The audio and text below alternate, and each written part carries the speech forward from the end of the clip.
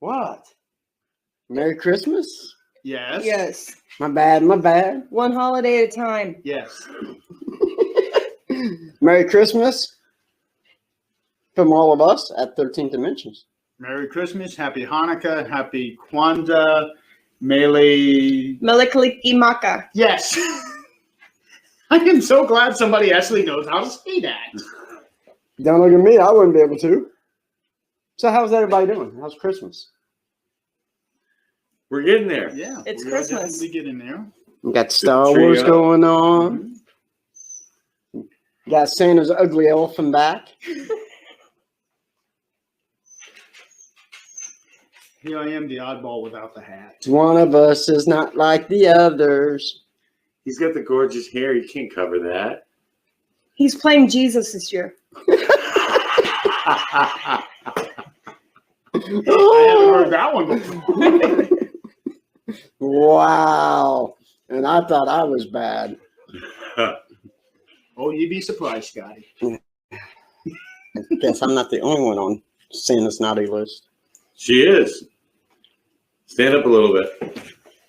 On the naughty list. Yep. So I'm excited about this. I We're am all too. covering different Christmas traditions. Christmas traditions. So I hope Talk a little bit about the myths. the legends. The legends. Oh yeah. Macho Man. Sorry. Our traditions. Oh, you mean this right here? Ooh. Dude, I didn't even see that, man. I came prepared. Oh yeah. Snap into a Slim Jim. Dude, that was crazy, dude. I didn't even see you bring that in here. I knew you would probably bring some, but I didn't realize it was Macho Man Randy Savage, dude. That's the only ones that I get. These are the big jerkies. Yeah, that's a lot of meat. That came out wrong. These are the big Slim Jims, but the ones that I really want are the hot and spicy ones. Those are the good ones. But this one does have a bit of a kick to it. Nice. This is the kind that I eat on the show. And I am so glad that they are still using Randy Savage's image on these things, because he started doing this back in the early 90s, and he's been gone now. It's got to be coming up on 10 years. Yep. Very close to that. Yeah, and they are still using him as sort of like a spokesperson, I guess. That's what they call it. Yeah. Dude, that was good, man. Yeah. That they call that royalties. So Randy Savage, Merry Christmas wherever you are, Yeah, absolutely, brother. and to everybody else out there. Yes. Who wants to start? Well, Why do I have to start? because Because you're the only one who actually you're knows covering the main guy, Yep. and then we can feed off of you. So I wanted to cover the main man, Santa Claus himself, Mr. St. Nicholas, with the real story of his life. And all of a sudden, I can't remember any of it. Saint Nicholas of Myra. Actually, he wasn't born in Myra. He was born in another town, but he ended up becoming the Archbishop of Myra. He was born around 300 AD. And they're not quite sure because nobody really, birth dates and things like that weren't important records back then. Nobody cared about when you were actually born. They cared more about when you died, and they cared more about dates of important events outside of being born. So, but we know he was born around 300 AD. His parents were older. His parents had, there's a lot of church belief that says that St. Nicholas's parents, they refer to them a lot as Abraham, because his parents were older and had prayed for many years for a child and finally got to have a child. He was born into a very wealthy family. His uncle was the Archbishop of Myra at the time of his birth. And he was born kind of to a very well-to-do family. They were very, very wealthy. Unfortunately, his parents died while he was still young. to the plague. So St. Nicholas had a lot of money. He ended up becoming a monk. He ends up going, well, before any of that, he's trying to find what to do with all of his wealth. Well, there's a story of a man who had 3 beautiful daughters, but he could not afford a dowry. He was poor, and he couldn't afford dowry so that his daughters could be married. So that meant they would have to be sold into slavery and become slaves. So St. Nicholas goes, when the oldest daughter is supposed to get married, St. Nicholas goes before her wedding, and he decides he decides to leave a bag of money on the man's doorstep. He kind of knocks, runs off. The man opens the door, finds the money on the doorstep. So the first daughter is able to be married. The man can afford the dowry, and she's not a slave. St. Nicholas again goes when the second daughter's time to be married comes around. But this time, he drops the money down the chimney. Well, the family had hung their socks by the chimney to dry at night. And it just so happened that it fell into the girl's stocking, which is why we have stockings hanging up here. We don't have a fireplace in our home, but that's where the tradition of hanging your stockings by the fireplace comes from. What? Hard to believe it came from. What? Well, I'm just curious why they're hung up so freaking high. Like, you expecting Andre the Giant to get in there? And I'm just, okay. Have we met?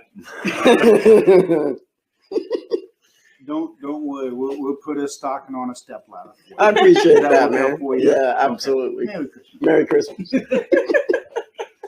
So we have that tradition that dates back 1,700 years, all the way back to 300 AD, because St. Nicholas dropped the money in there.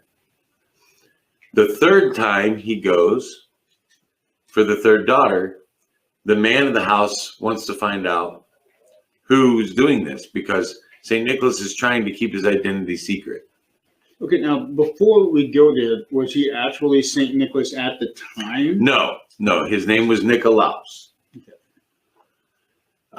Not really sure if they weren't using surnames at that time, I don't believe. Because the way that I understand it, and I could be wrong on this, is that somebody doesn't actually get the saint until After they die. After they die, yeah. Yes. So that's why I was asking about that. But the third time, the father of the 3 girls wakes up, and St. Nicholas drops the money through an open window. And the man chases after him and finds out that it's Nicolaus that's given him this money. And he's extremely grateful because his daughters don't have to be slaves. His daughters get, but Nicolaus decides that his calling in life needs to be to give all of his wealth to the poor. In fact, when he died, he was an extremely poor man. He had nothing. Even though he was the Archbishop of Myra, he kept no wealth for himself ever. He lived a very aesthetic lifestyle that was simple and pure. Mhm.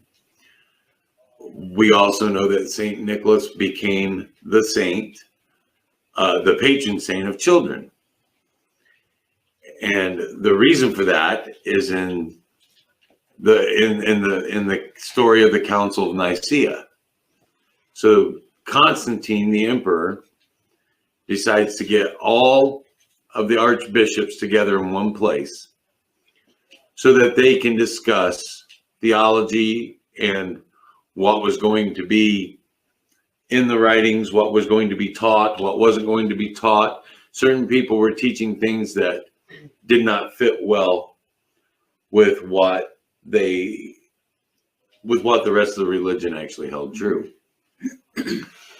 While there, Nicolaus finds out that there is a child slave labor kind of thing going on with some of the priests, a whole ring where they would kidnap children and force them to work. And if their parents couldn't afford to pay to get them out, then they considered them basically slaves to the church. It was a forced labor situation. And Nicolaus puts a stop to this. And because he stood up for children's rights, he becomes the patron saint, not only of children, but he's also the patron saint of sailors. but Saint Nicholas becomes the patron saint of children. The story just kept getting expanded upon throughout the years.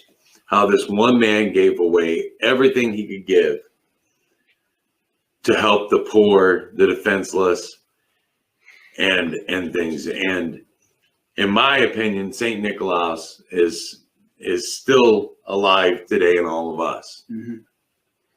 So I believe in Santa Claus. I believe in Santa Claus. No, absolutely.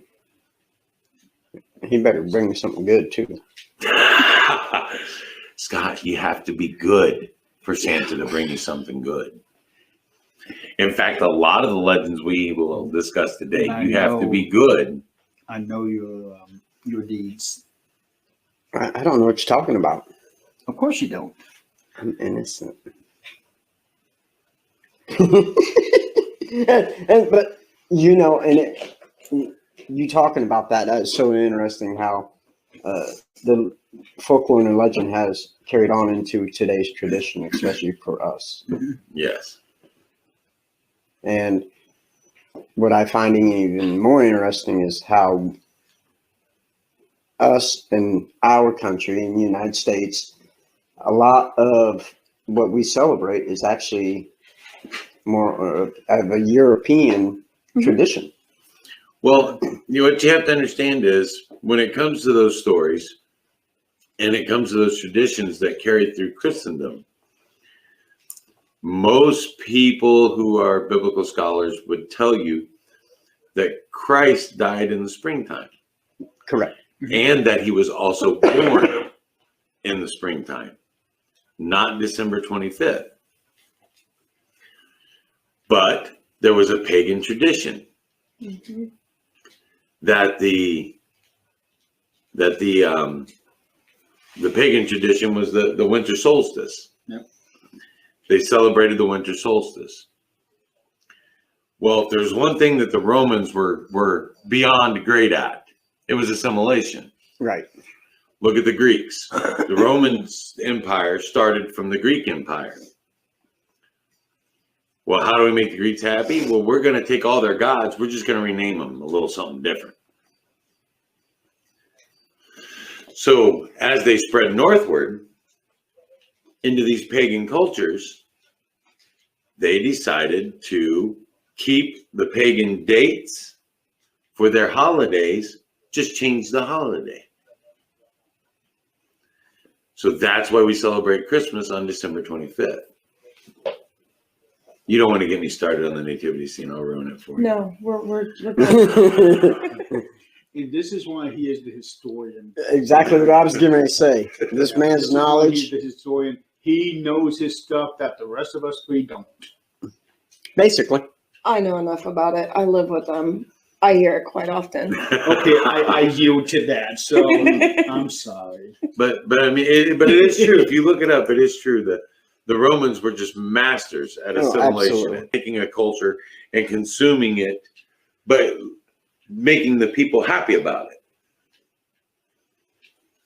We keep the dates, we keep the celebrations.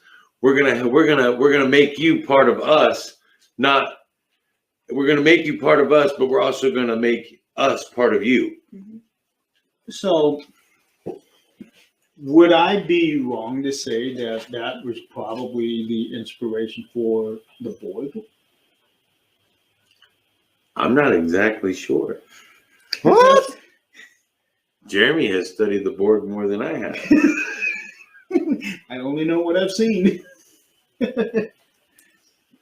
You do get the reference, Yeah, I do. okay. Just making sure. I'm not always dumb. I'm dumb on the board. I don't get the reference. I'm missing something somewhere. Okay. Are you familiar with Star Trek? Very little. Because Star Wars is better. Get the reference. So the board is they assimilate entire cultures into their own, but everybody is exactly the same. Nobody has any identity, and the people don't get a choice. If the board were to come here, we don't get a choice. Resistance is futile. I got you. And So they may have stole part of that idea then from the Yes. Romans. It's a complicated story. Let's put it that way. Well, you have to remember the Roman Empire, out of all the empires, was the largest. So it spanned from Great Britain all the way to Africa, north to south, and from Asia all the way to France and Spain.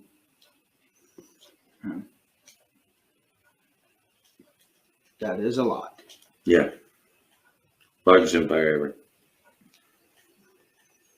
Okay, who's next? Are you done talking about St. Nicholas? Well, I do want to say that a lot of the other traditions, the hats with the fur, boots with the fur, the big red suit. A lot of that is from Christendom spreading northward. As Christendom came northward, so did St. Nicholas and the stories of his generosity. And he becomes Sinterklaasen. Sinterklaasen becomes Santa Claus. Eventually, he ends up there at the North Pole with his little reindeer. The reindeer tradition, there are no reindeer in modern day Turkey. Just going to throw that out there. I just remember the name of the city where St. Nicholas was born. Oh, do tell. Patera. Okay. He was born in Patera. But Sinterklaasen ties in very, very closely to someone who Crystal wanted to talk about from Switzerland. So I'll let Crystal talk about Sinterklaasen and his buddy. Sinterklaasen's buddy comes from Switzerland. So here, modern times, you're bad, you get coal, or no gifts in Scotty's case. So in Switzerland, Santa Claus has a counterpart named Schmaltzy. Schmaltzy. I'm not Swiss. Anyways, his little sidekick, kind of like Scott, leprechaun. Why am I wearing the elf hat? I am the world's tallest elf. Buddy! Are you gonna break down into song for us? No. Oh. Okay. So his little sidekick, if you're bad, will make you go out, take tree branches, put them together into a broom, and then he will beat you with them. That's it. See? Short, sweet, to the point. So if you're bad in Switzerland, you get a butt whipping for Christmas. Yeah. You get a tree broom. My beating. kids better be glad that they don't live in Switzerland, because I would do that just for fun. Yes. Oh, you are so terrible. I would put on the whole costume and go in there and whip their butts right out of bed in the morning.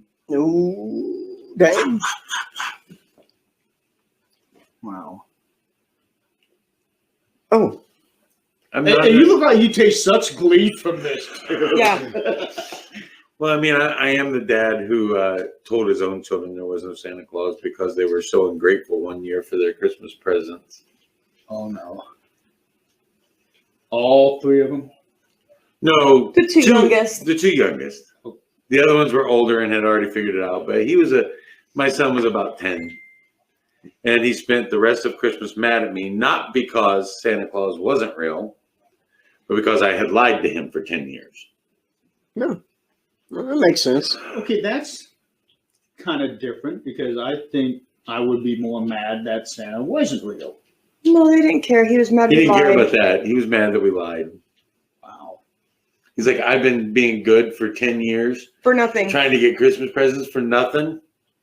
Thanks. In retrospect, I should have kept lying. Yeah. Would have saved you a lot of headache, wouldn't it? That's right. It would have saved me a lot of headache. He works. And you do the shopping. And the wrapping. Yeah, that's And that, the- yeah, yep, that yep. that's the Hey, headache. I helped shop and wrap this year. Thank you. Yeah. This year, out of the I, last 20. I will agree with you there. Yeah. I've worked 12-hour shifts for how many years, Jeremy? Enough. Yeah. So And all of it on nights. I will go off of your subject, what you just covered, with the Belsnickel, because it, in sense, is in the same area of Switzerland. It's actually from Germany in the Rhine, which covers Germany, Switzerland, France. And Belsnickel. Austria. Say what? Austria. Well, Google didn't say that, but okay. Anyways, so this, Half of us use Google, the other half actually use real research. well, hey, Well, I used Google. I couldn't rely on Wikipedia. It was just I just 7 know it years all ago off the that top I of my did head. it. It just comes to me. Yeah. So this dude is considered like an evil part of Santa, or I want to say a companion maybe of Santa, kind of like an elf. And this guy would come into houses couple days before Christmas and knock on their door. And he would enter the door, and he would have in one hand a switch. And in the other hand, he would have a bag of gifts or fruits or whatever, nuts for kids. And the kids would have to either recite a poem, a Bible verse, or a math equation for him. And if they could do that, he would put the gifts and whatever on the floor. But in return, the kids had to remember their manners. Because if they didn't, instead of getting the gifts that was left on the floor, he would switch them on the back. that's on kinky. their back. Yeah. That, I don't know about that, but, so, yeah. And what's crazy is I hope I can say this, Netflix, there is a movie, whatever, called Christmas Chronicles 2 that have Kurt Russell in it. And they actually, in this one, they actually talk about Belsnickel in it. And it's really pretty interesting. But what is weird is how they explain him, because there's so many different versions of how he is.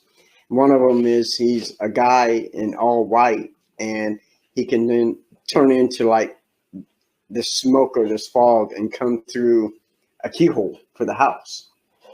And another one is that he's just a man dressed up in fur as well.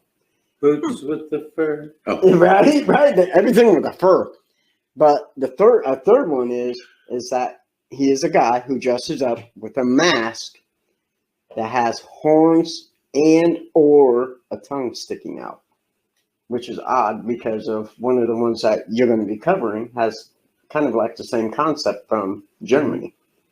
Yeah. But I found this intriguing because it made me think of like you guys said, our holiday tradition. Can you imagine, like here, like just to clarify, when immigrants came over to the United States from Germany and stuff in Pennsylvania, they actually brought this tradition over with them. Mm-hmm. But being in Indiana, where we are, can you imagine that kind of tradition of growing up from our parents having the same kind of tradition where it wasn't a Santa Claus, but a Belsnickel, and in your head you always thought, if you're not good, you get your gifts, or if you are good, if you're not good, you get the gifts. Yes, if you are good, you get your gifts, but if not, you're getting a switch on the back. Because I remember plenty of times not being good and getting that switch.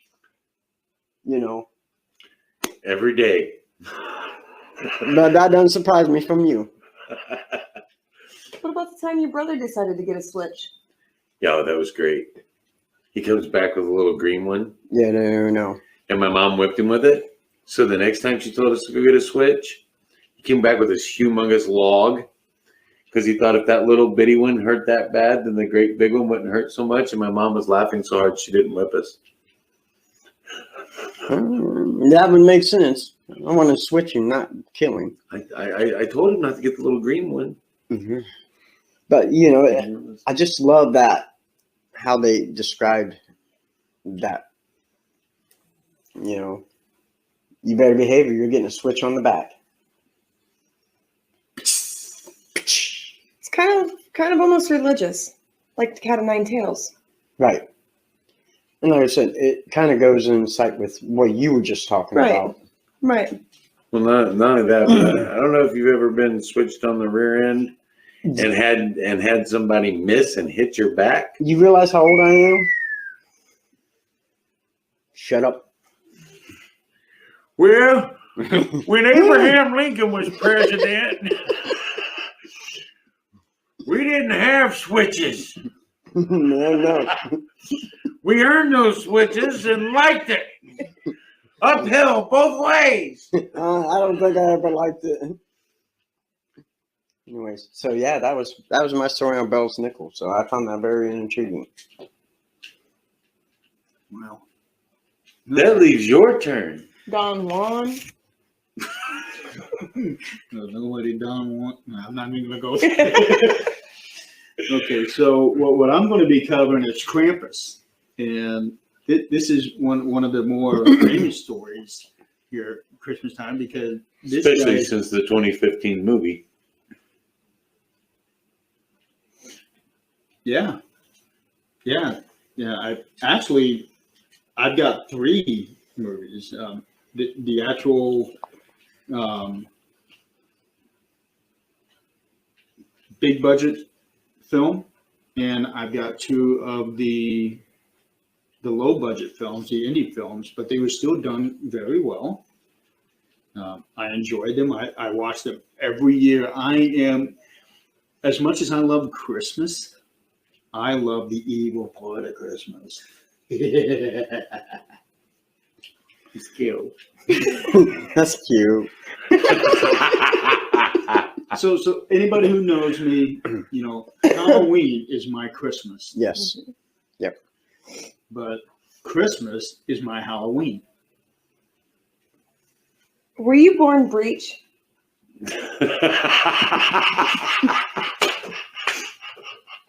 I don't know. Wow, that escalated quick.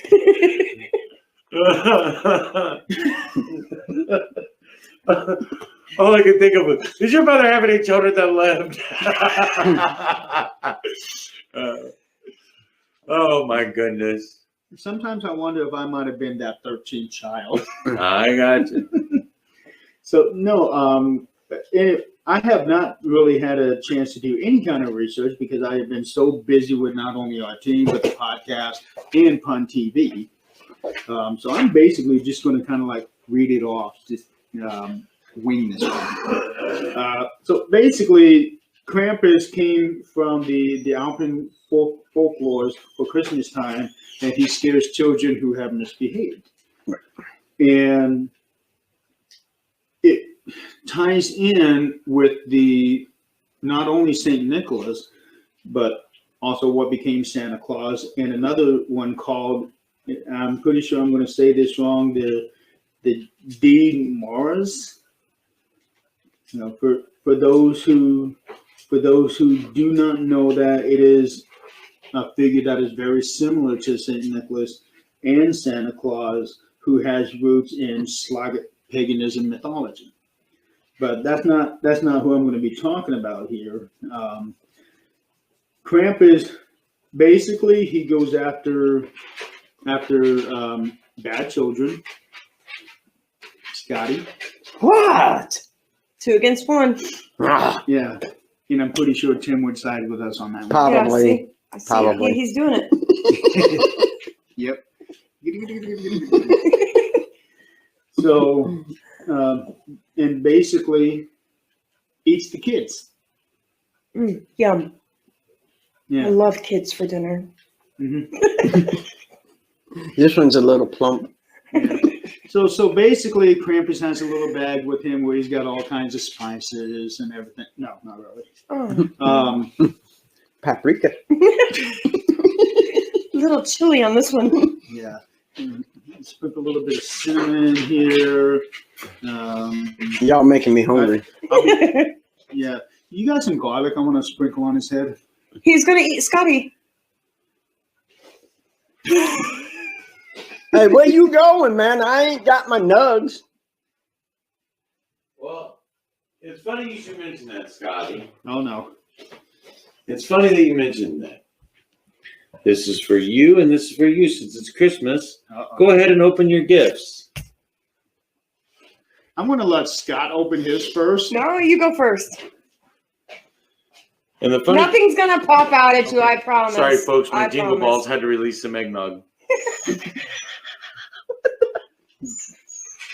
Dude. Is that what I think it is? It is. Dude, that is Do awesome. not eat them. So, if you can't see, they gave us Winnie's Chicken nuggets. chicken nuggets ornaments Yes. for our trees, dude. That is awesome. This is going on my tree tonight. That is great. You rock, dude. I made those, yes. And I could tell because they're well done. If Tim would have done No, it, don't eat them, Jeremy. There's 13 substances in there that will kill you. So Okay, I'm dying tonight because that actually tasted good. well, it's Wow. paint and modeling. that is awesome. We have the best family in the world, This is man. awesome. Where did you get this? I made it. You made this? I made that. She hand painted each one of those nuggets, rolled them into little balls. Wow. We got the best family in Cut the the world. vinyl. Those are little shot glasses. Yeah. Dude, I That is can't wait. awesome. That's what I was doing last night while I was running back and forth on our after show after party. That is awesome. You know, Wendy's, you need to hire this woman to do your stuff. And you just need to sponsor us. Or that, sure. That would One work to out two, really yeah. That well. way we can take our world tour. Yes, Yes. please. Yeah, there you go. So we can go to all these places and Go Yeah. all of Get these beat places and with spread switches. the And Wendy's go. awareness to those that do not have a Wendy's. And go live from And all go those live. places. Dude, that would be an Yes. amazing thing. So Wendy's, take note. Yes. Because you do have the best chicken nuggets in the world. I'm just saying. Yes. Thank you. Yes. That- Thank you so much. That is awesome, dude. It is awesome. Wow. I know I'm creative, but I'm not anywhere near the creativity of this. it's another tick in my resume. There you go. You really do need to start up a business. I'm about as creative as a rock. Me I too. believe that. And probably all you get for Halloween is rocks, isn't it? See, she has the creativity, and I'm the history guy. Hey, that makes perfect sense.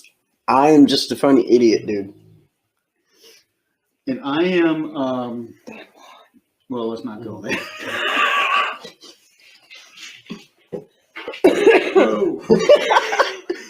Yep, is bald. So anyway, Nobody saw that, right? So you have yeah, nuggets, it's on but we video. can't eat them. So don't get mad. There are nugs. So this is the one exception. We have nuggets on the show. It's just not the edible kind. Right. So we apologize. But we do everybody. have nuggets on the show, Yes. especially this nugget. Butt nuggets don't count.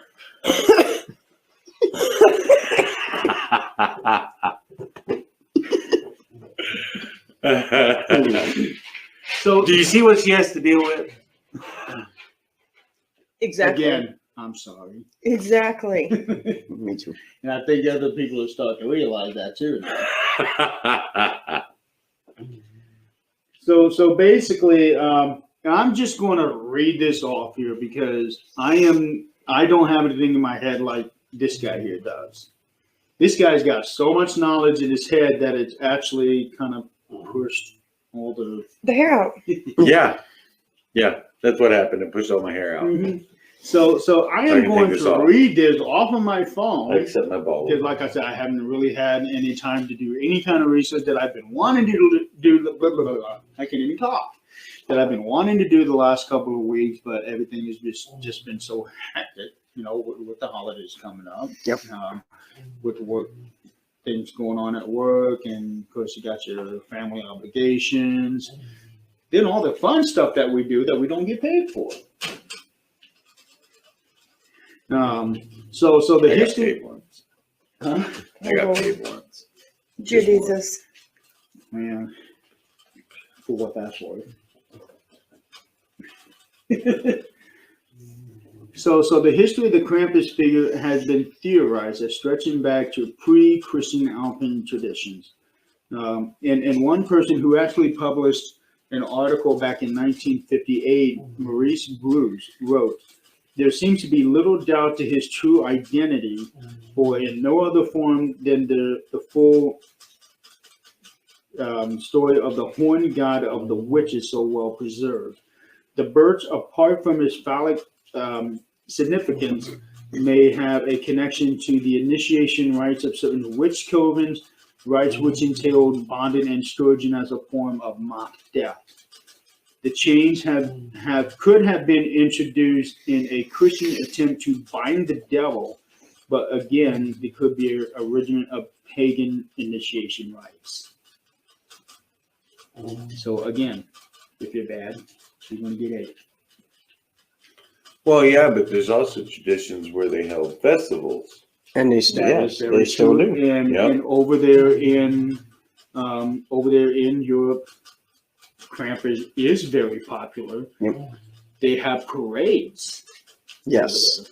And that is actually on like my bucket list, my top 10. I actually want to be able to go over and see this parade. I would love to too. Well, one of the things that I was reading on I thought was really funny is that these men, grown men, by the way, the adult men, would get dressed up in animal skins It excludes him. and Okay. mask.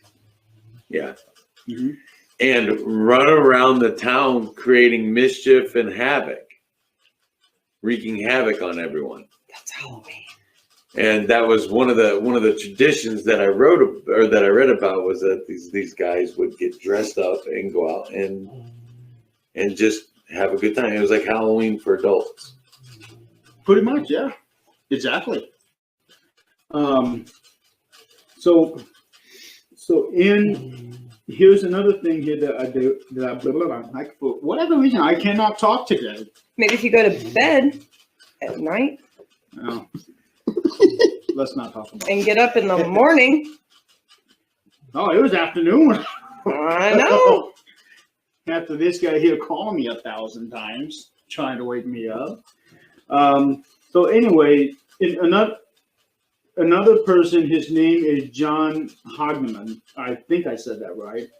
He wrote an article in 1975 about a town in Styria, Austria, which is I think the second largest town in Austria.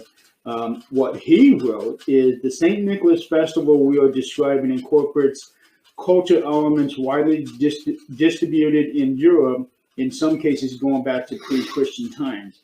Nicholas himself became popular in Germany around the 11th century, so long after the deeds that he had done.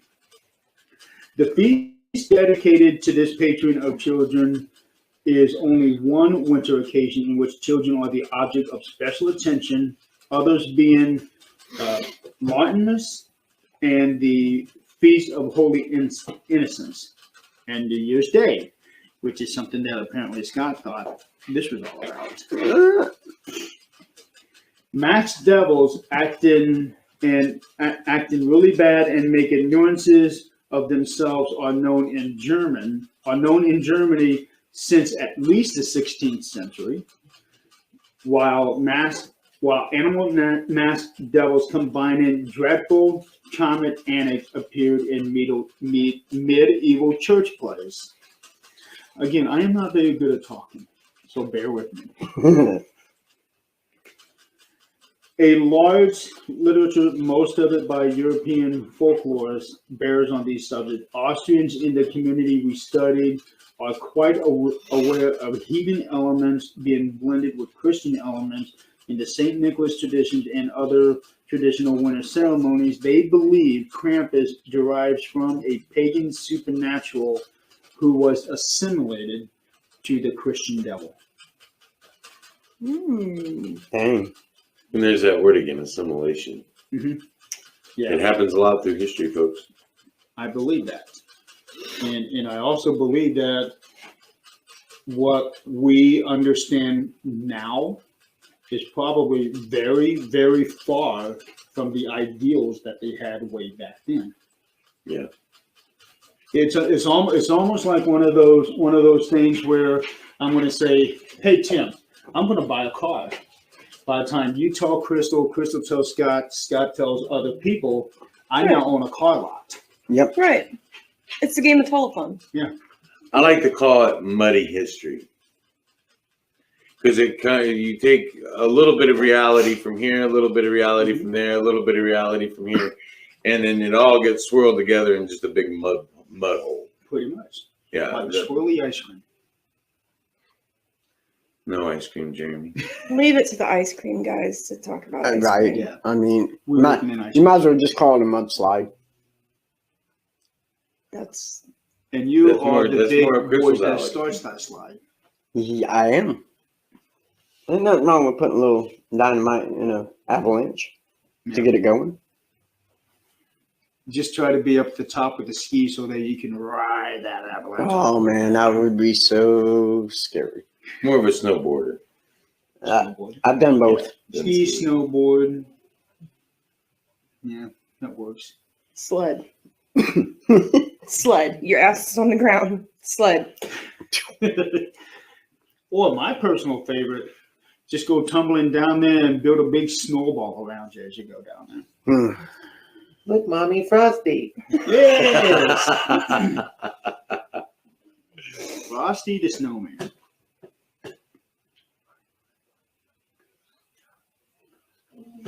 Okay, I heard that. Jeremy. Yes, Goose Scott. Oh, well, you can't have Christmas without a Christmas goose. Well, guess what though? I got good hearing, believe it or not.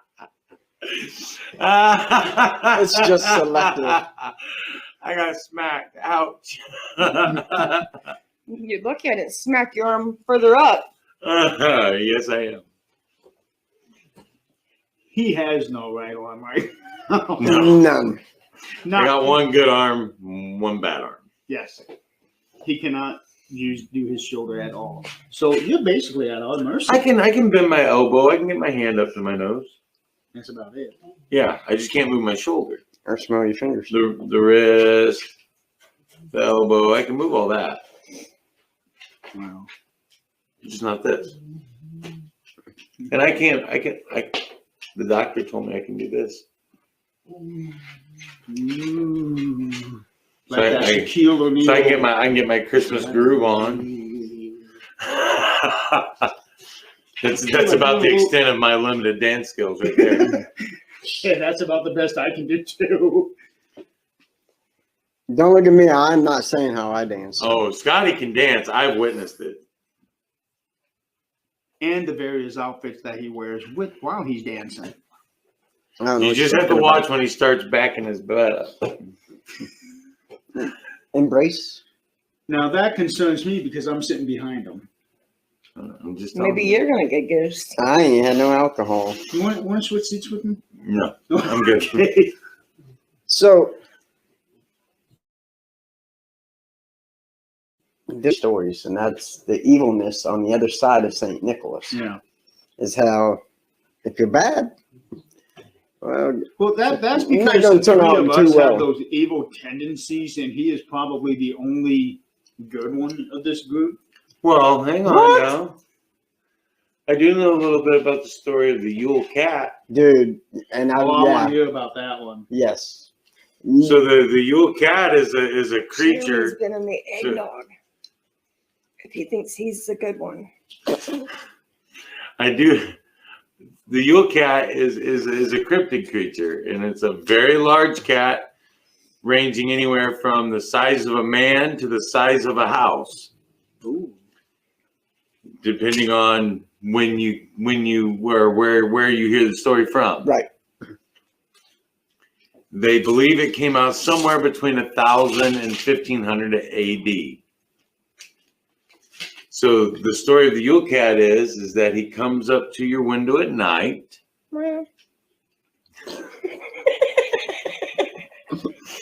He comes up to your window at night and he looks in. And if you have been hardworking and doing all your work and doing all your chores, then you would have received new clothes for Christmas. So he peers in through your windows at night to see if you got new clothes. And if you were rewarded with new clothes, you are safe from the Yule Cat. If not, he would use his razor sharp claws and teeth if you had been lazy and not done work and not done what you needed to do. Then he would slice you up and eat you. And they said that he was so big that small children he would just swallow whole. Okay, I see another theme here. Yes. The eating of children. So piecing it all together, this is what I'm coming up with. Somebody beats them and tenderizes the meat, and then the other people come along and eat it. Basically. Didn't I see that in an episode of The Simpsons once? Probably. Now we know why American children are so ungrateful. Oh no, I'm going to get a lump of coal in my stocking. Oh, Blah. just a lump of coal? Like, really? Yeah. I can handle And that. European kids are like, dude, if I'm not good, I'm tomorrow's That's dinner. because those European kids were grateful to get a lump of coal. That meant warmth in your house in the Right, 1800s. I mean, and I love the Yule Cat tradition because it's still passed down over in Iceland. Yep. You know, and because I was reading, so so I don't. I did fail. I did fail to mention the country of origin. Yeah, but it's in its way, families still give each other warm clothes to keep warm during that time of year. Mm-hmm. So Iceland's actually very green, though. and There Greenland were is still very some icy. others out there that I was able to get out of this one to go along with the Yule Cats. You got the Yule Lads, which is also Icelandic. Mm-hmm. It's What's that one That called? doesn't sound right. let's see. So we got the Grilla. That's also Icelandic. Mhm. So the Yule Cat ties in with the Grilla because the Grilla was like a giant or a troll, and the Yule Cat later became associated as its pet, as the Grilla's pet. So Grilla, whichever way. Gryla had a pet, and it was a cat as big as a house. Man, Yeah, Tweety Bird's like, I think I saw that putty tat, and he's a big putty tat. right? But another one is the percha or bircha, whichever way you want to pronounce it. But in English, is Bertha, which is at one time a common name for females. Once again, this one ties into Holy is Christianity. that? It does. This one comes in from the Alpine paganism of the upper German and Austrian regions of the Alps. Her name may mean bright one, and is probably related to the name Birchentag, meaning the Feast of the Epiphany. Percha is often identified as stemming from the same Germanic goddess as Hulda and other figures of German folklore. You taken 3 years of German? You learned any of this? Mm-hmm. Yeah. Frau Percha? Mm-hmm. Perch? Is he saying it right? No. Didn't think so. I didn't think so. Perchta. How do you say it? I don't want to say it right off the top of my head. I have to see the spelling. Is it Perchta.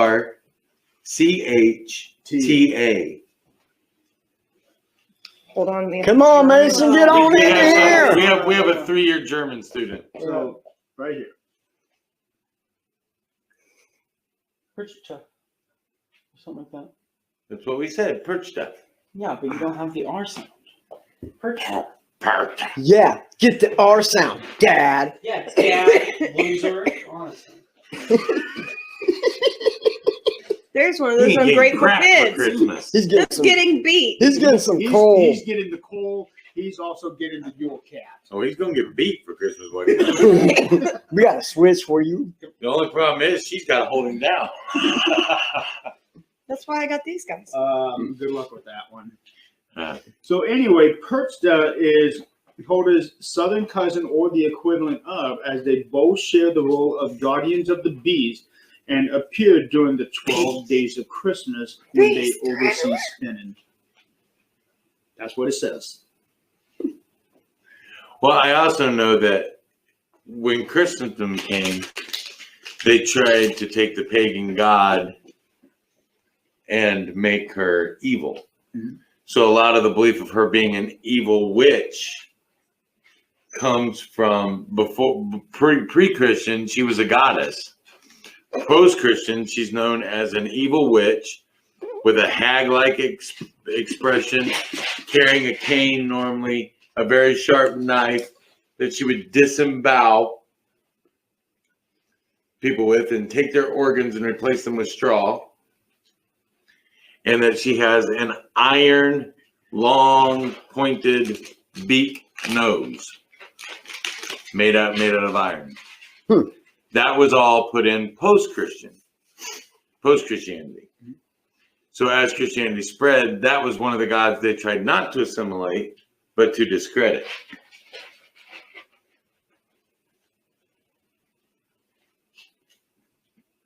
Next. Anything else stuck in that brain of yours? Yeah. Like I said, when you look at traditions, I mean, look how different everything from our tradition to Europeans. I mean, how more, in a sense, scarier, more graphic, darker, to where we're not so much. Yeah. We just got Santa Claus. Now I do think we should take the show in a slightly different direction. Scott, Jeremy, Crystal, I want to talk about some traditions that we have in all of our families. Awesome. Because one of the things that is, He just spilled his pop. yeah, I'll clean it up later. One of the things I think that is important to Christmas Back row can't for talk. each and every one of us is our family traditions that are passed down generations and generations. A tradition that we started with our children when they were little is this. The Christmas pickle. That is an old German tradition where you hide a pickle in your Christmas tree every year at Christmas, and the first child to find the pickle on Christmas morning gets to be the first one to open their presents. So that's a Christmas tradition in our house. What are some Christmas traditions in your guys' homes? we never. There was really only one thing that we did when I was a kid, if you want to call it a tradition, is that, of course, we had our Christmas tree, but there's also a 1.5 2 foot Christmas tree for me specifically that I actually still have, and the lights still work. The original lights from 35 years ago. Holy moly. Yeah, to my surprise. That's awesome, dude. It That is. is really awesome. And what mom and dad always did is that they would put the biggest gift, not necessarily in size, but the most important gift Right. that they had for me and put it underneath that one. And that would be my last gift to open for the morning. And I still have that tree, and it is actually sitting on my little mini refrigerator in my bedroom. That is awesome, man. It is. And that the fact that the lights still work after all Yeah, this time. whoever made those ones. Yeah, they made that thing to last. So you could say that would be one tradition that we had. Another one is something that I got from both mom and dad is the joy and the love of decorating for Christmas. And As you can see. Yes. yeah, Bring up these lights. and it was when we were living in Florida. Dad started decorating the outside of the house, and we lived on the corner of a cul-de-sac. So we had the two sides, and he would literally, from the day after Thanksgiving until Christmas Eve, be outside decorating the entire house. Outside. Wow. That is awesome, though. And Smart man. And mom would be on the inside decorating the house. Awesome. And that it actually landed us in the newspaper of the Port St. Lucie newspaper in Florida, where they did a nice story on us. They interviewed my dad, they interviewed myself. I don't know if they interviewed my mom, but my dad still has that article somewhere in his Very cool. house. And I got the love of decorating from them.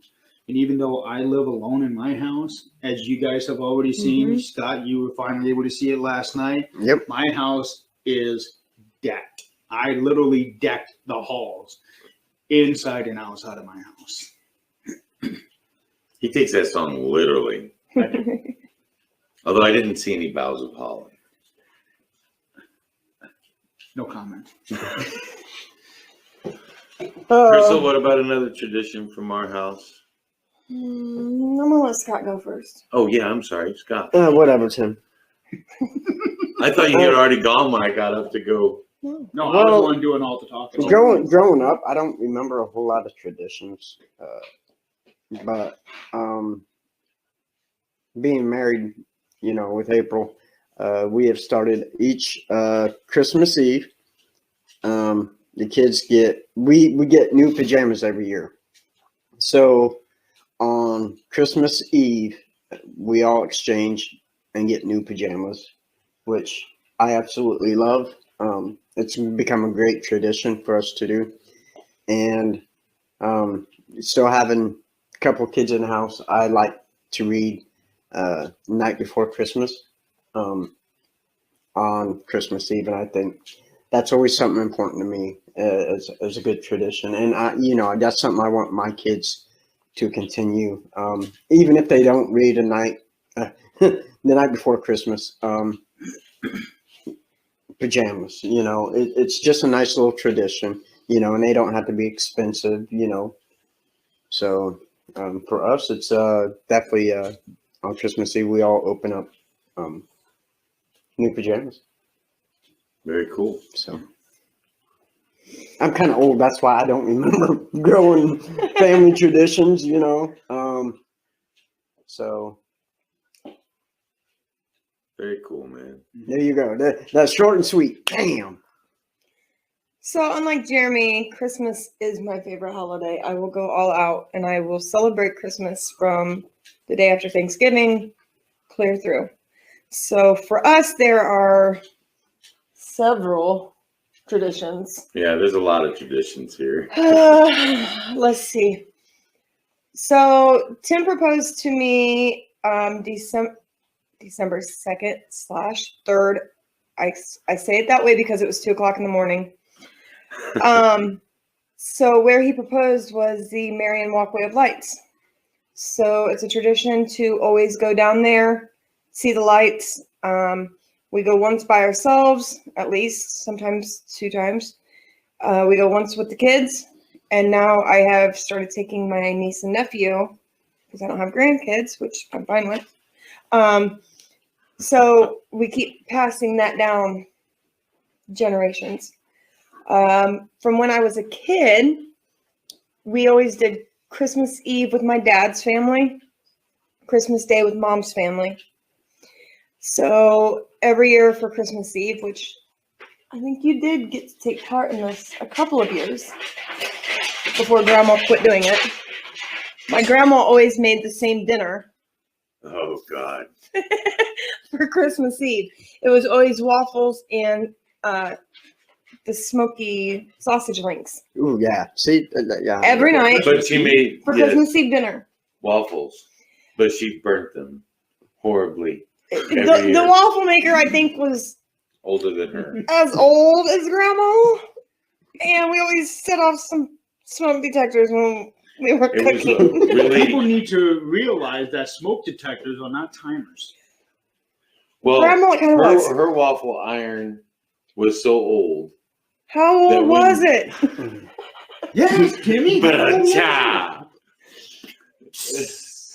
That when she plugged it in, it would throw sparks. Yeah. Oh, Yes. Yeah. I mean, this thing was ancient, but Yeah. we loved the fact that the tradition stayed. Now that Grandma Kind has of. passed, we don't go, and because families have grown and grown and grown and grown. But- We have a new tradition now with my mom, and every Christmas morning we go and we open up gifts. And when we're done opening up gifts at my mom's, we have French toast instead of waffles And sausages. and sausages. Nice. That is it's a brunch for us. We celebrate my parents on Christmas Eve. So just the same, dad's family on Christmas Eve, mom's family on Christmas Day. And my parents have never been the big Christmas Day dinner people. No, we do appetizers. Yeah. So they make a bunch of snacks and appetizers. Like cheese sticks, pizza rolls, nachos, like all these different appetizers, the little smokies and barbecue sauce or meatballs. Normally one of those two. So we just have like potato skins. So we have all these appetizers and we just go over there and everybody just kind of eats when they want to eat. We kind of spend the day there with them. And then when we come back here, home, at our home, one of the traditions from when I was a child was that we got to open one Christmas gift on Christmas Eve. yep, we did that too. And we've always let our kids pick one of the smaller gifts to open on Christmas Eve. Right. Like Jeremy, our kids, where you got the one big gift, not necessarily in size, but that one. Expensive gift. We always have one bigger gift for the kids, and it's always marked special. Mhm. I always put that. That's the one that always says from Santa, and it's marked with the star, and they know that that's the last one. They have to wait till last to open it. I remember specifically 3 years, the big gift. 2 of those years were CDs. Let me guess, Richard Marx. Yep. So the first one was actually the greatest hit CD of his that had just come out. And then the other one, to my surprise, was it's a Rush Street album, his third album that he released back in '91. But it was something that a friend of my mom's, Judy, who basically was like an adopted aunt, She found this CD. I had already had it, but she found this CD and was somehow able to get it autographed for me. That is awesome. That's cool. I still have it. That's pretty cool. And that was underneath my little tree. And the other one, which is probably my favorite gift of all time. Well, no, I take that back. The best gift I ever received will probably be told later on. But the best one that I got in terms of what Mom and Dad got me for that little tree was a DVD. Killer Clowns from Outer Space. No. I knew that was coming as well. Yep. It was one of the very first DVDs I ever got. And I still watch that on Halloween night every year to this day. And, you know, and I guess I'm going to pose a question for all of us. Mhm. When we were growing up and you got that special gift, you think it's more meaningful for us back then as it is for kids today? I think back then it was more meaningful to us because, in my opinion, the way that the world is now, a lot of people seem to not really appreciate things like we used to when we were kids. Would you guys agree with that? Yes, I would. Absolutely. Yeah. So since we're talking about favorite childhood presents, what about you, big boy? Oh my gosh. I still have my favorite childhood present. It's not hair, is it? No. Okay. When I was 12, my grandfather bought me my first shotgun for Christmas. And I still hunt with it today. It still looks just the same as the day it came out of the package. Wow. I've kept it clean and beautiful for years. So I still use it. It's my favorite gun. My 12 gauge Mossberg Model 500 shotgun. Never jams on me. Fires straight as an arrow. She's not gonna look that it will jam up and blow my face off. But no, it will always be my favorite gift. It was from my grandpa. I've had it for oh my goodness, 31 years now. Wow. So You're old. Well, I mentioned that I was 12, so I'm aging myself. I'm 43. You just aged yourself to the ground. That's okay. I'm not ashamed of that. My Hard-earned 43 years.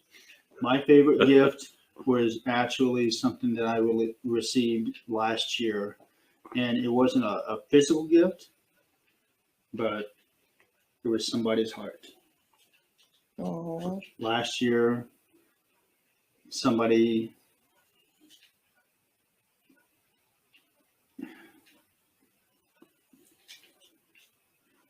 Don't do it, Jeremy. Don't you make me cry. I'll beat you. I will beat you. I will find Smootsy and I will have him beat you. Belsnickel too, with the switch on the back. or Krampus. We're both coming at you now. Don't make us cry. So, but long story short, last year it was a girl that I had been talking with for many months. Neither one of us realized, although we had a suspicion, but neither one of us realized that we were crushing on each other big time. And we finally admitted it to each other a little over a week prior to, and then on Christmas Eve, we made it official. And it only lasted 6 weeks, but I gotta tell you, it was the most beautiful 6 weeks I've ever had in my life. And I still miss that to this day. Very cool, brother. Yeah. Absolutely. And I would say that would be my favorite and best gift I have ever received. Glad I went first. Now they have to try to top that. See, Right. I wanted to say mine Thanks. because I didn't want to be the one to finish it. And on that note, everybody's gonna go and cry and You're up. No, you're up. running. Nope, you. I don't know. So you go. Okay, so I've had a lot of great gifts. I mean, I'm seeing Gabriel Iglesias. Yep, Duffy. yep. Getting one of my favorite bands in the world, both for my Valentine. Got tickets to go see them. My most memorable, I would have to say, was I think I was in like 6th or 7th grade, and me and my brother Chad come downstairs, and Dad had gotten us new bikes for Christmas. And I used to race BMX, and I was so excited with this bike, and my brother Chad was excited about his new Mongoose, and so we actually talked my dad into letting us go outside and ride our bikes, and it had snowed, and the one words come out of my dad's mouth was, "Don't wreck your new bikes." So me and my brother out, we're just cruising around doing some jumps, and sure enough, me and my brother, we lay our bikes down. Yeah, that was a good time. Thankfully Dad never found out about it, but yeah, that was probably one of the biggest surprise, was coming down and finding new bikes that me and my brother so badly wanted. It was really amazing to get those, and that's one Christmas memory I'll always have. The best part was Scott's had the little fringes coming off the handlebars. Well, and I had a little ringing bell too. Yeah, Ding, ting, ding, ting, ding, ting, yes. ting. That's right. Did it have a basket on the front? No, I wish, Oh. because then I Was could it have a wrote it two-wheel down. Then you could have put your stuffed ET doll on the front. No, I would be the ET in the front. My Yeah. my brother could have just rode me around. Yeah. So no, Then you don't have to pedal. no, that's good because I Yeah. can't reach them.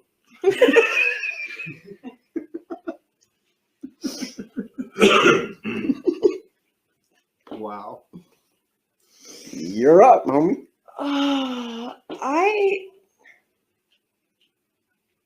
I don't really have a favorite gift per se. I get lots of different things. I'm a spoiled little princess.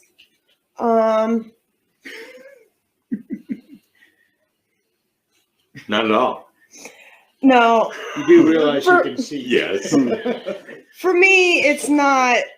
It really isn't the gifts. It's I have a very tight knit family, even to my aunts, my uncles, my great aunts, my great uncles, my Cousins. cousins upon cousins upon cousins upon cousins.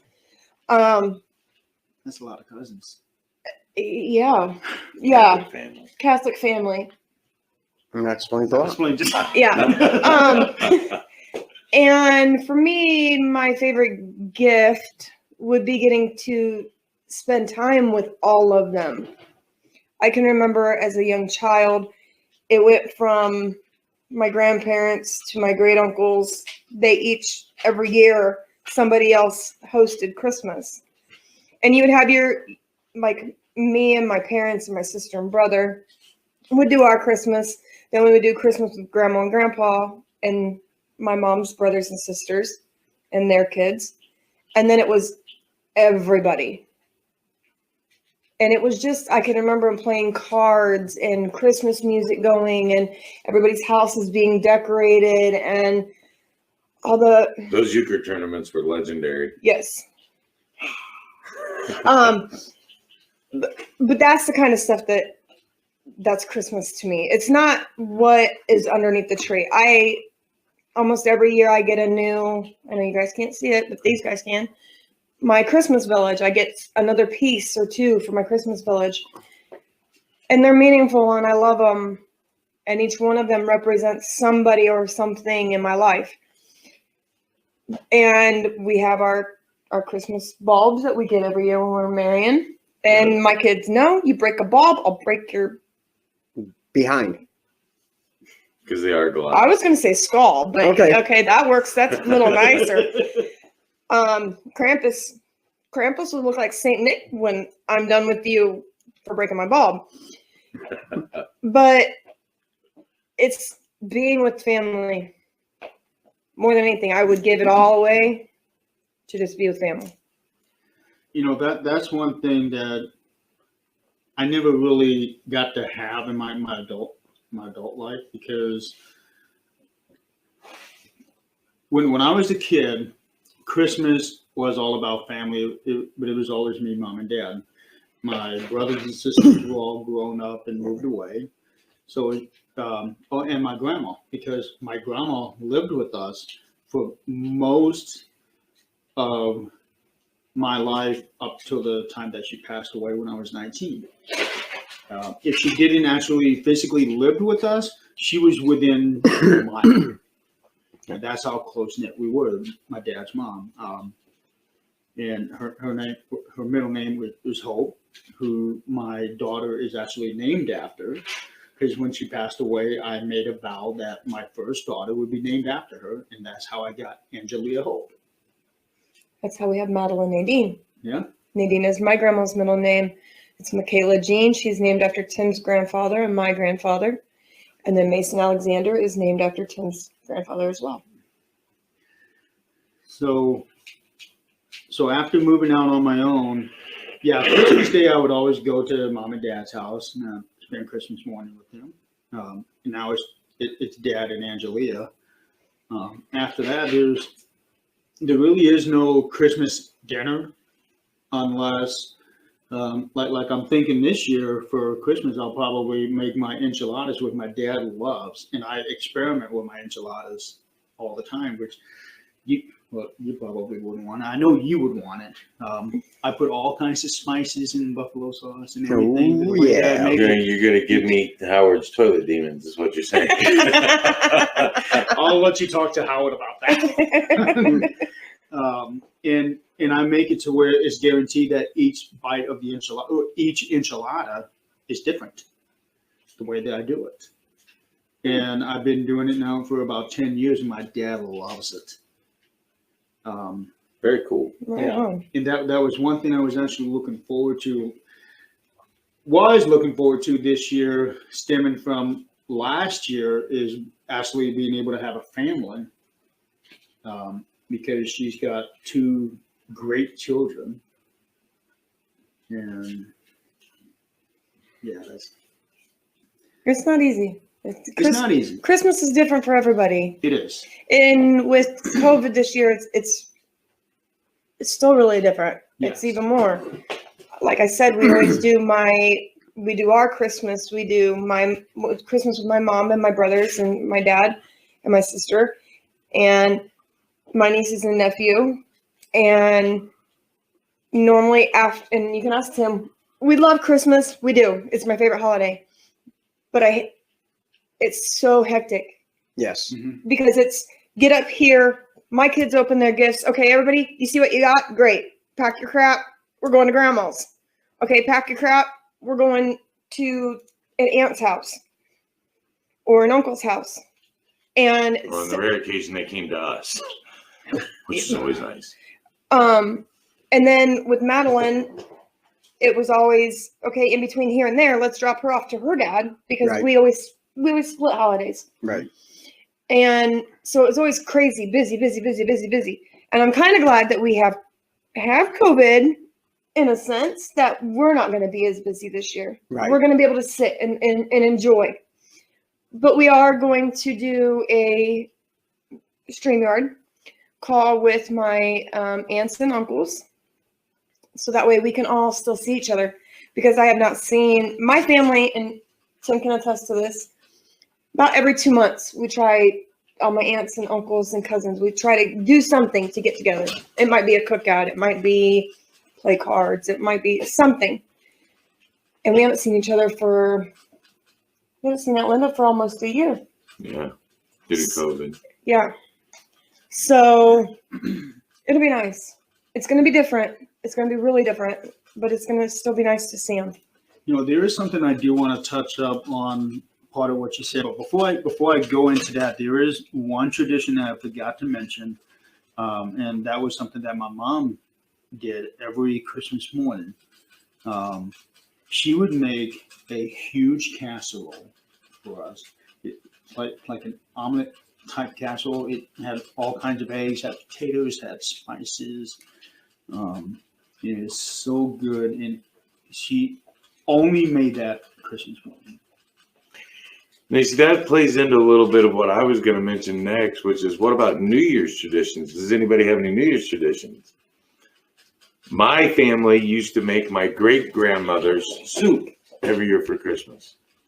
My great-grandmother was Hungarian. She's the one with the ties to Romania. She was Hungarian, or her mother was Hungarian. She was born in Poland, immigrated to the U.S. in 1913. I want to say right just prior to World War I. Right. She immigrated to the United States as a young girl, and she made something that her mother made that my mother ended up making called Hungarian stew. And when you make Hungarian soup. When you make Hungarian soup, you start off with a roast, and then you put everything in whole.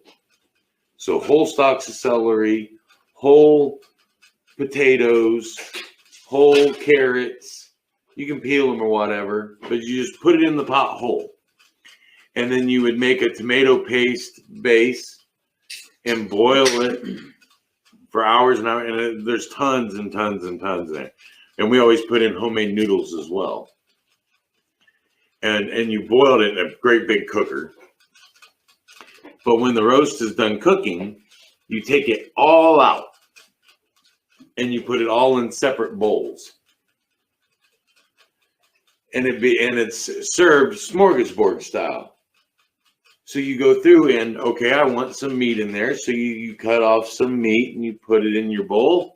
I want some potatoes. I don't like celery, so I'll skip that. I want carrots. But the flavor of the soup had everything mixed in.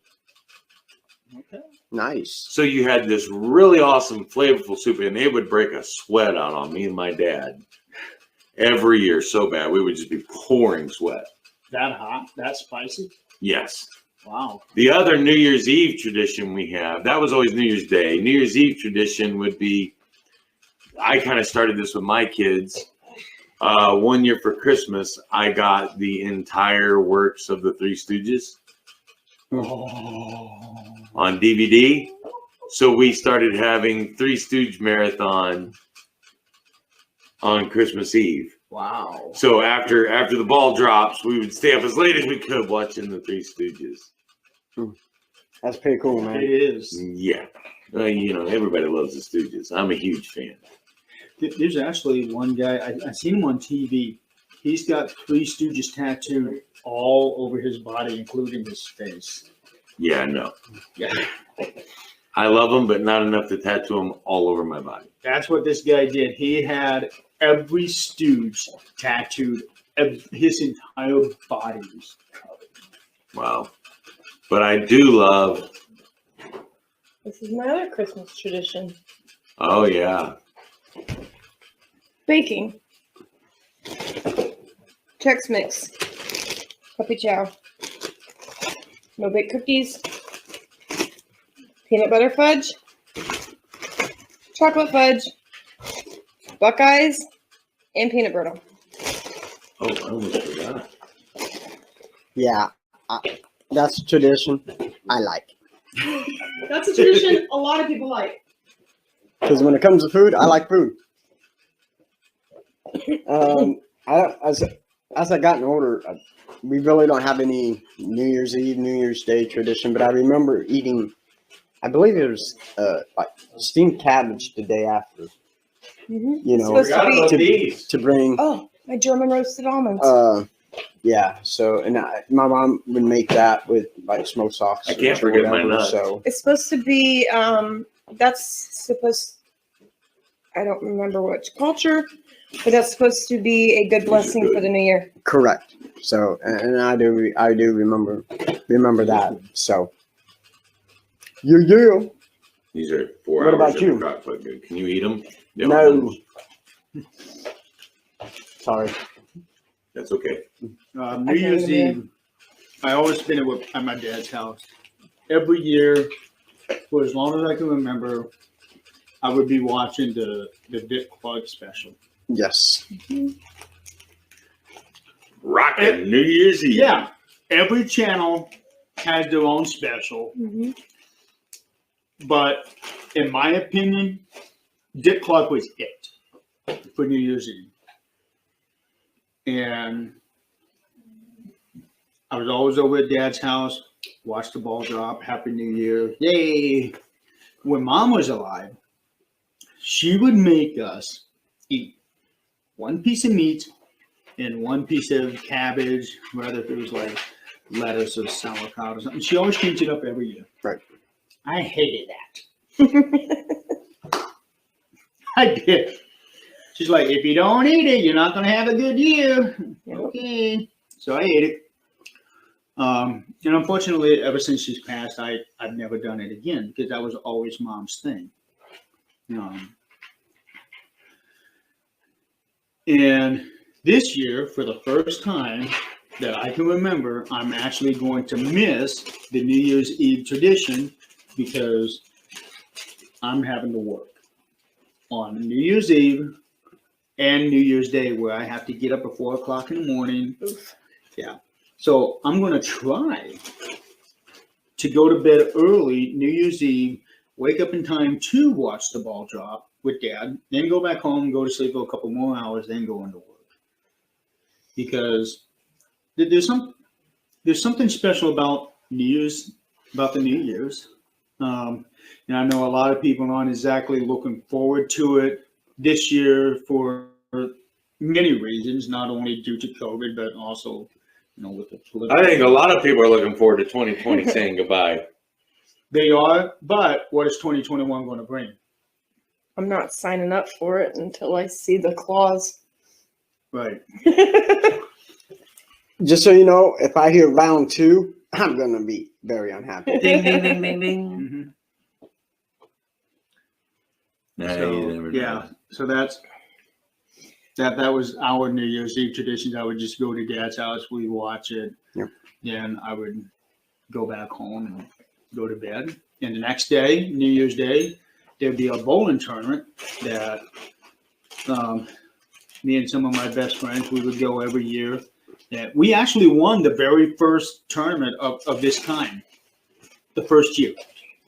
And we bowled in it every year since then. And I've always been kind of iffy about doing it this year because of the pandemic. Right. With the new restrictions, it's almost a given that they're not even going to have the tournament. But it's still upsetting that I'm not going to be able to even have the option to choose whether if I want to do it or not, because we have to work. As our kids have gotten older in the last few years, we host. We host 14 teenagers plus our 3 kids that live in the house. So 17 teenagers In this house? in this house. Oh, we have kids everywhere. Yes. And they're all, for the most part, they all kind of do their own thing. Standing room only almost. Right? But we also have games No, I that, bring in stuff like this, the folding chairs. yeah, and we play cards and we play games. We have a couple games that have become a traditional game. The break the box. Mhm. You wear oven mitts so you can't tear the paper, and you have to try to get the paper off. And it's a box inside a box inside a box, and then there's a prize. Oh boy. And I like that. and the way you I've do seen it though, like if we were playing this, so Scott's opening the box, Jeremy's rolling a dice. When Jeremy rolls a 6, Scott has to stop. Then it goes to you. Then Tim's rolling the dice. When he But gets a 6, it goes on. before you can Okay. even start on the box, you have to put the mitts on. Yeah, and And I'm already rolling. and we make them wear a A Santa Claus hat. So they have to put their mitts on, throw the Santa Claus hat on, hurry up, try to get the box while you're rolling. That's pretty And cool. then it's next. That sounds fun. Well, it was. Uh-oh. We're teenage. We have teenagers. The kids being teenagers and smarter than us figured out You just punch it. You just punch the box and you just rip right through it, and then you get into the next box and just punch it. Yeah. They didn't take time trying to unwrap it. So we came up with a solution You to kids that. know how to ruin everything, don't you? Yep. We just duct tape. We came up with a solution to that. Duct tape. Well, duct tape worked. That made the game last a little longer. The other solution is we do the same thing, except we take a big candy bar Okay. and then you start wrapping saran wrap around it. That's our other game. That's Yeah. our second game. And then you throw in The saran little wrap ball. toys and little candies as you're wrapping this big, huge saran ball up. Oh boy. And you have to try to unwrap the saran ball, and then whatever falls out on your turn. And all the time you're unwrapping, the next person's rolling die. And whatever falls out, that's yours. And And as soon as they hit a 6, you got to pass it. I like Pretty it. cool. Yeah. Yeah, it was a lot of fun. It Who is. came up with that idea? You did? Of I course. found it. I found it on the internet, and You I just sound kind of jealous. earned it No, my own. this does not surprise me. I dropped my nut. No comment. Yeah. But that's our thing. We always and because they are teenagers, they are not adults. We go and get them the sparkling grape juice. Tim and I have champagne. They get sparkling grape juice. Everybody gets their wine glass. I did make them a fake champagne once using lemonade and Sprite. Yep. And at midnight, we all come in You here realize lemon is and do the ball drop. right. There's so much stuff that goes on. You've got people in here playing cards. You have people in here talking. We turn up the music, whatever channel is playing music, we turn it up and everybody sings and we dance and We just have a good This is time. where you get one of those Alexas and every person gets a turn as to what song they want to play. It sounds like an awful You lot don't know of some of the noise. teenagers that come here. It Jeremy. is I don't a want lot to of hear noise, what kind of song but- they want to play. this is True, why we do it. true. I know those kids are safe. Right. Yeah. And when they come, they also know they don't leave. And I know that they're not drinking, but there's other people out on the roads that are drinking. Mhm. Yep. They have to stay here. I will call their parents. I will tell their parents, look, when they come through my door, they don't leave. That's just the way it is. That's why there have been many times when I've been asked to go to like a New Year's Eve party. I'm like, I mean, yeah, sure, the party itself would be fun, but I'm not going to take that chance to get from Right. there to come home. Right. Because there are a lot of idiots out there that drink and drive. Yep. Do you want to hear an embarrassing story about yours truly on New Year's Eve? Well, I've heard a few already, so I'd like to hear this one. I lived in Orlando, and I was a DJ at a radio station. And this guy calls me and offers me to come to this party, and it's in this really rich neighborhood. I mean, Britney Spears, Justin Timberlake, Nick Anderson from the Orlando Magic. All their homes are right there in that neighborhood. And somebody who was kind of lonely on New Year's Eve anyway decided he'd go to this party. And to make a long story short, I ended up passed out in my underwear 3 blocks away from my home in somebody's backyard. Yeah. And people, And people like calling the cops. And I'm like, no need to call the cops. I'm out of here. Take off running through the backyards. That and does everything. not surprise me one day. This is when I was a very young man, very young. long time ago. 22, 23. So we've talked about traditions. We've talked about gifts. Yep. Now let's go to Jeremy's favorite 2 subjects. Movies and music. Y'all knew it was coming. Yeah. Yeah, we did. So since it's your forte, you can start us. Okay. And don't tell me Killer Clowns One, from it's Christmas not. Island or something. One It's favorite not. Christmas song, one favorite Christmas movie. Okay, favorite Christmas movie. Oh boy, there are so many of them out there. Again, I do the movie marathon. I would probably have to say that as far as favorite Christmas movie, it's not a movie, but the series. the Santa Claus. I would have to say that Tim is, Allen? yes. Okay. I would have to say that is my favorite 1, 2, and 3. I don't think I can pick any particular movie because all 3 of them are done so well, and there's continuity all the way through that story. So that would have to be my favorite. And favorite Christmas song, for the longest time, it was John Barry's "Oh Holy Night."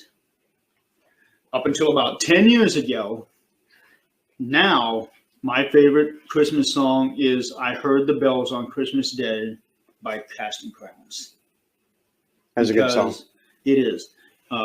Because it, to me, it epitomizes what Christmas really needs to be about. It's not about the gifts. It's about peace on earth, right, and goodwill towards all men. That would be my 2 favorites. Scott? For me, really simple. Actually, maybe 2. The Grinch, of course. Gotta love the Grinch. I could The tell movie you, or the song? Both. I could tell you some things about the Grinch, but we're not going to go there. The one at Universal Studios in Orlando, Florida is perfect. A Your name. A Christmas Carol is definitely I like those 2 are my favorite. You know, I know we said one, but Which version? Because there are so many good ones out there. Disney. I like Disney's Christmas Carol. Yeah. Mickey's Christmas Carol. Yes. Yep. I think that was my first introduction to the story. But I think on that one it would have to be the Jim Carrey version because I think that is the absolute closest to the book as it possibly can. Right.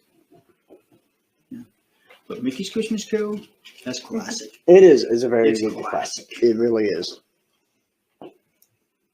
You go. I want to go last. You go. I want to go last. All right. My favorite movie is Elf. That doesn't surprise me. I love Elf. I will watch it in the middle of July. Favorite Christmas song? I know Tim said one. I have 2. One is from my childhood, and the other one is more recent. Obviously, Baby It's Cold Outside from Elf. And I like the way that is sung. And then my other one is Silent Night. I have a tree that's up there in my village that when you twist it, my mom made it, and when you twist it, it plays Silent Night. Right Nice. there in the middle. Yep. With the big star on top. Nice. I like that. It used to have a globe on top of it, and snow would come down, but that thing's older than I am, so. The one on up there, not this one. No, Yeah. that one. Yeah. Okay. Die Hard. My favorite Don't movie tell one. me it's the one that you sent me the other night. No. I don't know which one you're talking about. Movies. Holy crap, it's Christmas. Yeah, The we'll PG version. put it that Yeah. way. I made it PG. Yeah. Favorite Christmas movie? I'm having trouble narrowing it down to one, really. It really is hard because there are so many Christmas movies out there. Yeah. And so many of them are so well done. Well, there's 3 that I love. Pardon me. I got Like I really have Say a it. hard time picking Stuck right between there. Say it. if it's the piece of Santa nut is Claus stuck in or my Home throat. Home Alone's okay. I've I got my love Home own. Alone because you get to beat up on the bad guys. Christmas Vacation is the one I watch every year. Okay. That's classic. I love Die Hard, which some people don't consider to be a Christmas movie. It is a Christmas movie. Don't care what It Bruce is. Willis says. But those 2 are probably my. And I love A Christmas Story. You'll change your eye out. I was Yes. just watching that the other day. What message did you get? Wednesday. from Michaela when she watched A Christmas Story at school. No, she thought it was written about me and my brother Are you serious? and my parents. Yeah. My dad's insane love of turkey. Yeah, I mean, yeah. But did you guys ever get to where you had to go and try to eat a Christmas duck? No, And they cut the head off right there in front of you? no. My mom would have never No. had eaten a duck. No. Mm-mm. You know what surprises me though, with us being the ages that we are, nobody mentioned the original Frosty Snowman, Well, Rudolph. it's a TV show, though. I know Charlie Brown. You know, Have We you were guys going to watched get to them? that next. Have you guys watched them? We watched all of them Not this yet. year. I watched them, and I bought the DVDs because they're not wanting to show them on TV anymore. Right. So I seen them for Black And that Friday is sad. sale. For all you network companies out there, you should be ashamed of yourself because Absolutely. you are now Yeah. depriving our kids of these classics that we grew up on. Yep. Put the And- shows on your channel. Yep. And my favorite Christmas song will always be The Little Drummer Boy. Ooh. That's a good one. Okay, again, Scott's gonna be, of course, Little Drummer Boy. I never really liked that song because it's so boring, so drawl, you know. Well, So for slow. me, it epitomizes the message Christ preached while he was Yes. here. Yes. And that's why. But That's the whole reason he came. the version that got me into that song, Please don't say David Bowie. no, Richard Marx. was Richard Marx's version. He made that song exciting and fresh. Hey, Scott. Hey. At least he's not saying Wham. I think I'd take Wham over Richard Marx. Why don't we hear Gonna metal? wake me up Why before don't we you hear go up? metal? I'm not talking like, I'm talking like in this moment. Hailstorm. I actually have Now It's Christmas metal version, and it starts out. I think it's Skid Row. It starts out doing their version of Jingle Bells, but it starts out with one of those. It starts out. It starts out doing the traditional, the actual bell. Ding, ding, ding, ding, ding, ding, ding, ding. All that. It does. I mean, it leads you into that false thought, and then it just. See, you just haven't found it yet. Yeah, I haven't come across it What yet. I actually happened? had that CD Yeah. because when Okay, I come Doodle. across it, it was years ago, and I thought, okay, this is interesting. So I It's got something you don't see. You see pop singers, you see country singers, you see jazz singers, you see all these other, but you don't really see metal. it. No, and the best part about that is Twisted Sister's last CD was a Christmas album. There's a reason why it was the last CD. True Well, that. they intended it to be their last CD when they put it out. They put it out with the intention of that being the end of their recording career. Last song on the album was "We're Not Going Caroling." No, we're not going caroling. That was probably a good thing too.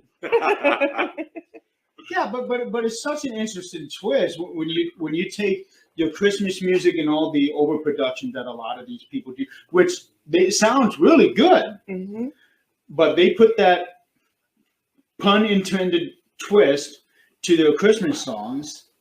I forget which one it is, but they have. Oh damn! It's that female guitarist. It's on one of those. I want to say it's either "Please Come Home for Christmas" or "I'll Be Home for Christmas," and she doesn't sing on it, but she has a killer solo on it. I cannot think of her name, but she is very popular. I think even still today. I got to look it up. Scott, I don't know why I'm picturing Brian Johnson from AC/DC. Silent Night. Oh, that would just holy night. That would Ooh. that would just so kill it. And Angus going by in his schoolboy outfit. Yeah. Not anybody can do that and play the guitar at the same time. No, It'll still no. beyond my capacity for understanding. Yeah, no. Lita Ford. Lead vocals on it. I'll Be Home for Christmas, Twisted Sister, and Lita Ford. Yeah, Lita Ford was a great singer. Yeah. Crazy. Oh. Anything else? Oh boy. We're getting close on time. Yeah, I didn't think we would actually make it to 2 hours. But when you get the four of us talk, well, yeah, him especially. He's an hour and 15 minutes of it. You need your own show, you know that. You missed that conversation at Last 4 o'clock in the morning. I like behind the cameras more. Yeah, somebody's got to be up on camera. And I prefer being behind the scenes myself, but at the same time, I also like being in front of the camera. I'm not pretty enough to be on camera, damn. Well, maybe if you shave all of this off and get that stone. Hey, cold bald is beautiful. Well, that's what I'm saying. If you shave all of that off, including this right here, get that stone cold look. She won't let Get me. rid of the beard, grow the goatee. She won't You let got me. stone cold Tim Kohler. She won't let me. I'm just here for people to make fun of. We love you. That I know. And that's the whole point. You can Yeah. make fun of me and And feel if good. Yeah. we didn't make fun of you, we would absolutely hate you. You know that. I do Exactly. every day. Exactly. And I appreciate that. If I don't make fun of you, you know I don't like you. Exactly. We have the Leprechaun and Don Juan, Jesus. Let's And not Scott And and I technically go Tim. so far back. Yeah. I mean, even more than the two of us do. So, I mean, this is our 20th Christmas together. Scott and I have been friends for at least 25 years. Yep. And we've been friends for 12 years. 12 and years. I think you and I 10 years. Yep. So, it's like family when we get together. So, It is. It is. so this is just another family Christmas. And I'm the little younger brother. We're That's just good a looking. weird family. You're just the little brother, not the younger brother. You're the little brother. Okay, I know. I'm the oldest. God, you ain't got to rub it in. We actually have video somewhere of him bouncing on my knee. Like a little kid. Dude, we should have done Didn't that. I take that video? No, I did when You we were did? at Crown Point Yeah, she did, but we were at Crown Point. Wow. before the Spirit Box. Loved him. It so It's a good loved time. you. Good time. Spirit Box loves Scott. Good time. And the bad thing is, you got stood up by a ghost. Right? Twice. Yeah. So it's not just the humans that razz on you, it's the Jeez. spirits too. I know, right? So just imagine if the three ghosts of Christmas came to visit you. Oh, it would have been horrible. A Christmas Carrie, the Scott Wilson story. Ooh, we should make a book on that.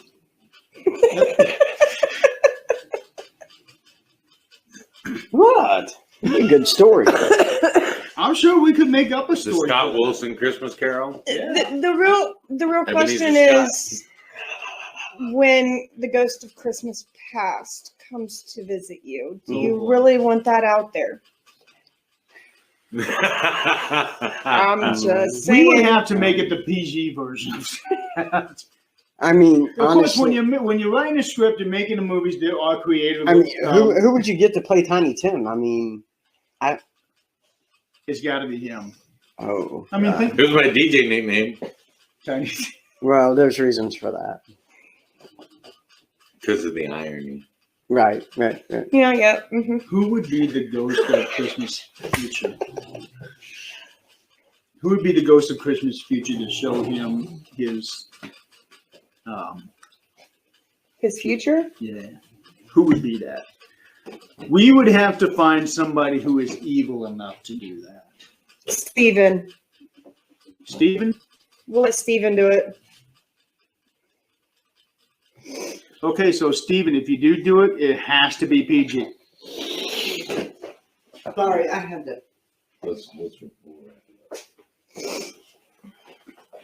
Sorry, I had to fix my hair. Okay. Sorry. Sorry, my little Goldilocks. I appreciate all your good looks and your hair.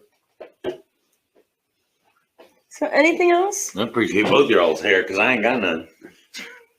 Anything else, guys? Well, when I cut all my hair off, I'll donate it to you. I don't think it works that way. I really don't want a wig. I might go for the surgery. Wouldn't that look weird if I walked into work one day and had a full head of hair? Yeah, it would. Nobody would know who you were. Exactly. Because I remember right after I cut all my hair off and shaved my head, I actually got stopped by the HR manager. Who are you? I did, Amanda. Yeah. And as soon as I started talking, he said, "Oh, I didn't realize you did that." Yeah, I do it every 2 years. All right, All right, guys. Wow, we're what do you getting up on think? time. Yeah, we should wrap it up. Yeah, we should. I Like a say present. no matter what your Christmas looks like this year, guys, be merry. Be Yes. safe. Be safe out there. Merry Christmas. And from our family to yours, we want to wish you guys a very Merry Christmas Yes. and a Happy New Year. And please be safe. Mhm. And just And we will not be on for New Year's. That is a pun show with all of our hosts. yes. So the 13th Dimension will be on, but not as our normal show. Yeah. We will be talking with well, depending on who all decides to come in, because we can only have so many. Right. But we will be talking with the other show hosts, and we will be talking about not only for the shows, but for our investigation teams, and discuss goals that we have for ourselves, teams, and the shows for the coming year. So make sure you guys tune in for that. That's right. Thank you guys. We love you. Thank you. We love Appreciate you. Merry Christmas. Merry Christmas, and remember, if it's paranormal or beyond. We got it We got covered. it covered. That's right. Love you guys.